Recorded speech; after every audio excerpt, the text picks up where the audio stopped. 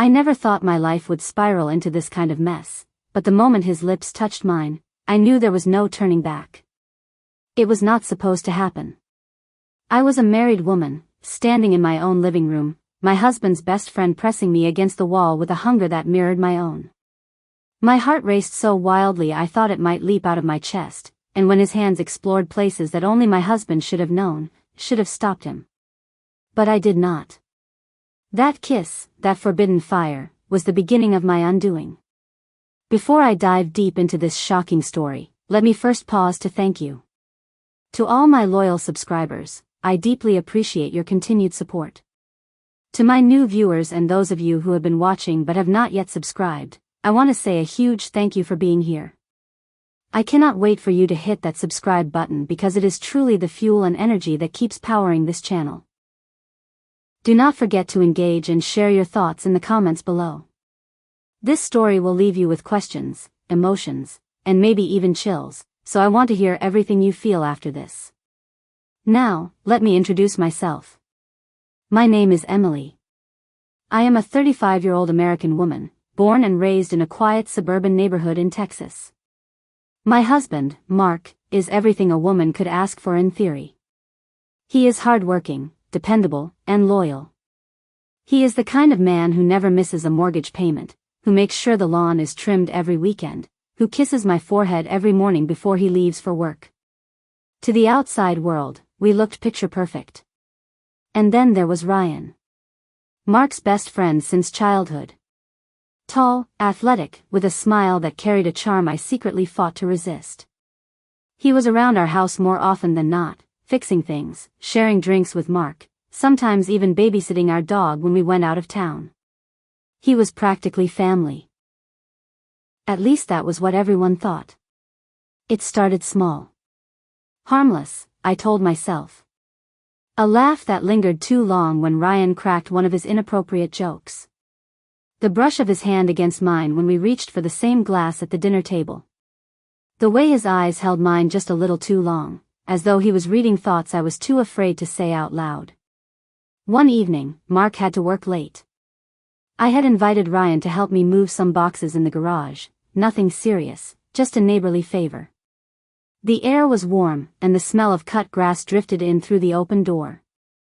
I remember wiping sweat from my forehead and laughing at something Ryan said. When I turned to face him, I saw something in his eyes, desire, bold and unashamed. I froze, because I felt the same. Emily, he whispered, my name hanging in the silence between us.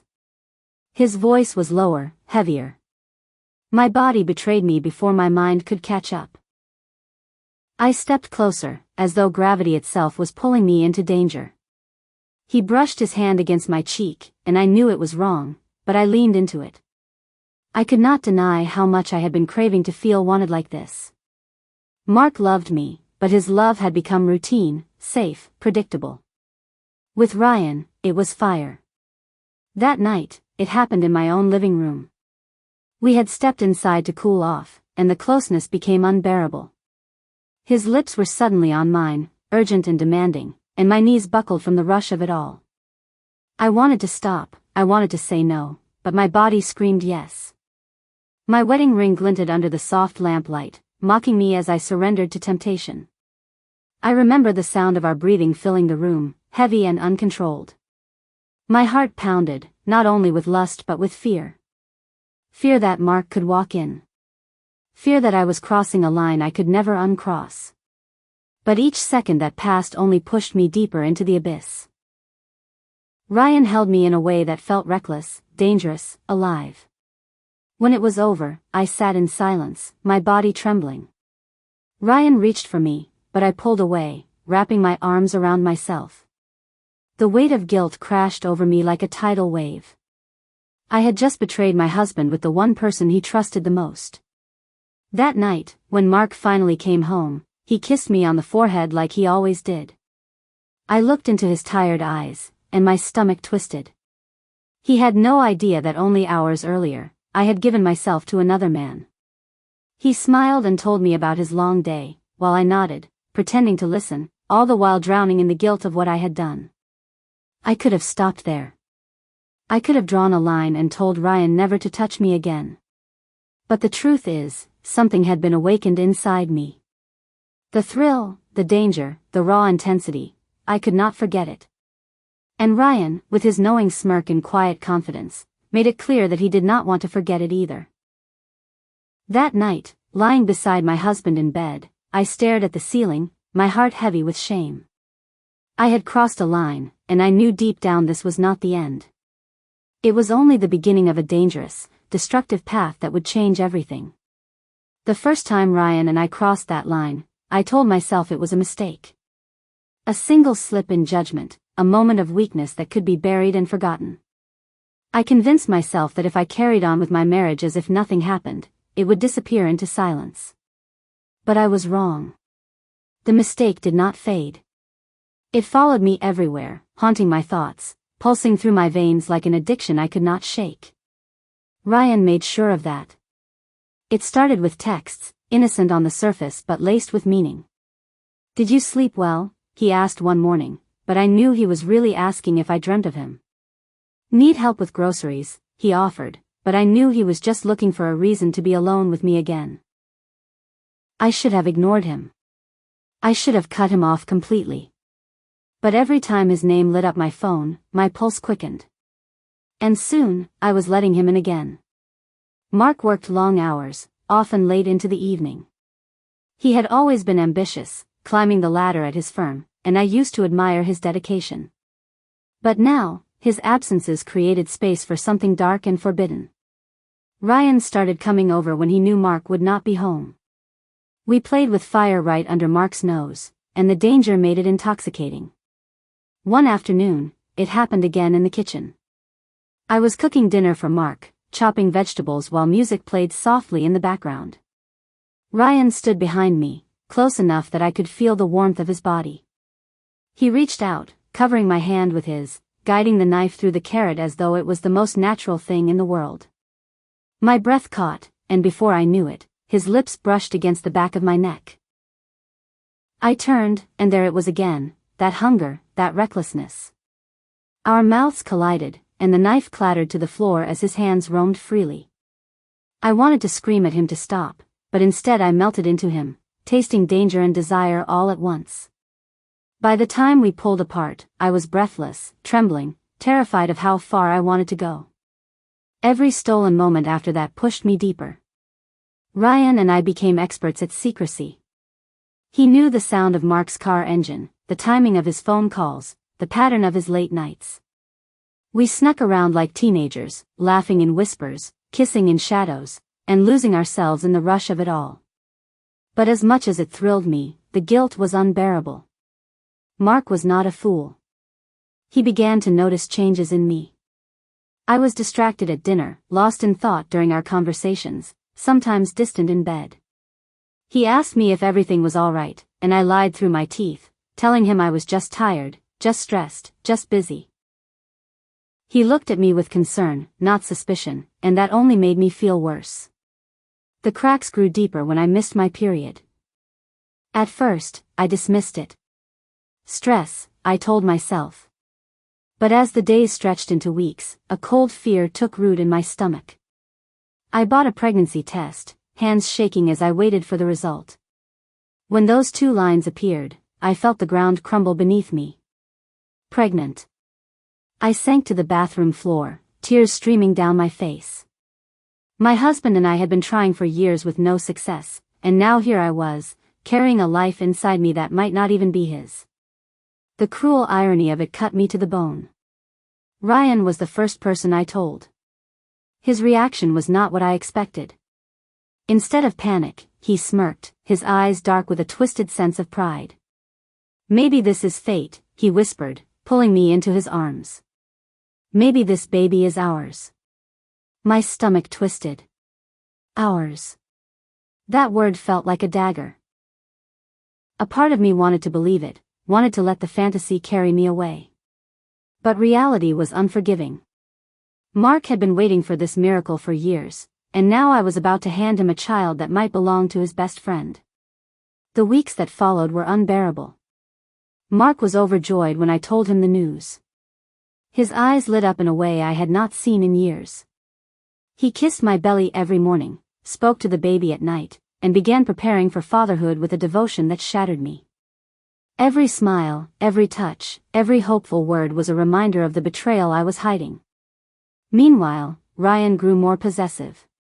He called constantly, pressing me to admit that the baby was his. He wanted me to leave Mark, to run away and start fresh with him. But I could not. As guilty as I was, I still loved my husband in a way Ryan would never understand. Mark represented stability, safety, and a life I had built with care. Ryan represented chaos, desire, and destruction. And now, I was caught between them, carrying a secret that could destroy everything. My nights were sleepless. I lay beside Mark, listening to his steady breathing, wondering how long I could keep the truth buried. Every time Ryan touched me, every time I gave in to him again, I dug myself deeper into a hole I knew I could never climb out of. The pregnancy changed everything. I could no longer view the affair as harmless or temporary. There was a life growing inside me, a life tangled in lies and betrayal. And the more I tried to push Ryan away, the more he pulled me back. He whispered promises of a future, of passion without limits, of freedom from the routine I had with Mark. But all I could see was destruction. I knew the truth could not stay hidden forever. Sooner or later, the lies would unravel, and when they did, the fallout would be catastrophic. What I did not know then was just how fast it would all come crashing down, and how brutally it would rip my world apart. The lies could only stretch so far before snapping, and when they finally did, they tore through my life with a violence I was not prepared for. I had lived for months with the secret growing inside me, convincing myself that I could manage the two worlds I had created. By day, I was the glowing wife, the soon-to-be mother that Mark adored. By night, I was still tangled in Ryan's arms, lost in the pull of his passion. But guilt has a way of leaving fingerprints, and eventually, Mark saw them all. It began with the smallest slip. One evening, while I was in the shower, my phone buzzed on the counter. I had grown careless, believing I could juggle the lies forever. Mark picked it up. He never doubted me enough to snoop, but the screen lit up with a message too bold to ignore. How are my two loves doing tonight? It was Ryan. When I stepped out of the shower, towel wrapped around me, Mark was sitting on the bed, holding my phone in his hand. His face was pale, his jaw tight, his eyes locked on mine with a look I had never seen before, betrayal, raw and devastating. My heart froze in my chest. "Emily," he said, his voice shaking, "what is this?" The room spun around me. I opened my mouth to speak, but nothing came out. I had rehearsed excuses 1,000 times in my head, but in that moment, they all died on my tongue. He knew. The silence was an answer in itself. Mark's breathing grew heavy as he scrolled through the messages, his face darkening with every line. The truth was laid bare in front of him, the stolen moments, the reckless confessions, the intimacy I had shared with his best friend. And then he looked at my stomach, at the life growing inside me, and I watched the realization hit him like a hammer. "Is this baby even mine?" he demanded, his voice breaking. Tears streamed down my face as I stumbled toward him, reaching out to touch him, to beg for forgiveness I did not deserve. "Mark, please, He pulled away from me like my touch burned. His eyes filled with a pain so deep it made my chest ache. "How could you? With him? With my best friend?" The sound of his voice cracked something inside me. I tried to explain, to tell him I never meant for it to happen, that it started as a mistake, that I still loved him. But every word sounded hollow, every excuse poisoned by the truth of what I had done. When he stormed out of the room, I collapsed to the floor, sobbing, clutching my stomach. The weight of my choices pressed down on me, suffocating me. But the nightmare was only beginning. The next day, Mark confronted Ryan. I was not there, but the shouting carried down the street. Neighbors peeked through curtains as the two men who had once been inseparable friends stood face to face, their bond shattering into pieces. Mark accused, Ryan defended, and in the end, fists flew. By the time I arrived, both men were bruised, bloodied, and broken, not just physically, but emotionally. Mark turned to me, his chest heaving, his voice like thunder. "You are no wife of mine. Pack your things. Get out." The finality in his tone cut deeper than any blade. He did not want explanations, he did not want apologies. He wanted me gone. Ryan, who had promised me passion and forever, backed away the moment the fight was over. He muttered something about not wanting to ruin his life, about not being ready to deal with a child, about me taking responsibility for what I had started. The man who had whispered promises in my ear vanished when the fire turned into ash. And just like that, I was alone. I packed my bags in silence while Mark stood at the doorway, his arms crossed, his face stone. Every photograph on the walls mocked me, our wedding day, our vacations, our happy smiles. All lies now. With every step I took, I felt the life I had built crumble. When I walked out that door, carrying nothing but a suitcase and my shame, the reality hit me with brutal force. I had lost everything. My husband, my home, my security, my dignity. All because I could not resist the pull of forbidden desire. Nights became the hardest. I lay awake in a small rented apartment, my hand on my growing belly, haunted by the silence. I replayed Mark's face over and over, the devastation in his eyes, the finality in his voice. I wondered if the child inside me would carry his smile, or Ryan's smirk, and the thought twisted my heart into knots. Forgiveness was not an option. Mark made it clear that the marriage was over, that he wanted nothing to do with me again. And deep down, I knew he was right. Some betrayals are too deep, too cruel, too final to mend. I had gambled with fire, and I had lost. Now I live with the consequences. Every kick inside my stomach is a reminder of the choices I made, the trust once shattered, and the life I destroyed. I told myself once that I was searching for passion, for something to make me feel alive. But all I found was ruin.